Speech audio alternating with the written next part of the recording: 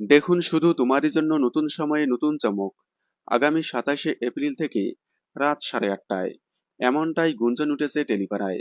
সম্প্রতি চারিদিকে গুঞ্জন উঠেছে শুধু তোমারই জন্য ধারাবাহিকটিকে নাকি আগামী 27শে এপ্রিল থেকে রাত 8:30টায় দেখা যাবে, এবং ওই স্লটে থাকা বিদ্যা ব্যানার্জি দেখা যাবে রাত 10:30 স্লটে। যেহেতু শুধু তোমারই জন্য ধারাবাহিকের এখন দারুণ ক্রেজ, অনলাইন অফলাইন দুই জায়গায় অনেকটাই এগিয়ে আছে।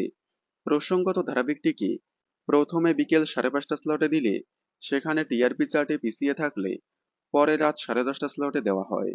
সেখানে প্রতিপক্ষ ধারাবাহিকের থেকে হিউজ গ্যাপে স্লট লিড।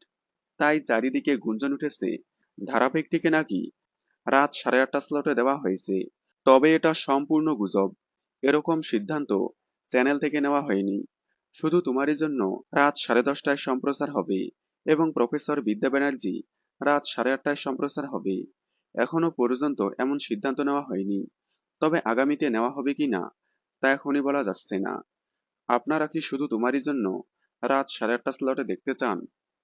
কমেন্টে জানাবেন। ধন্যবাদ।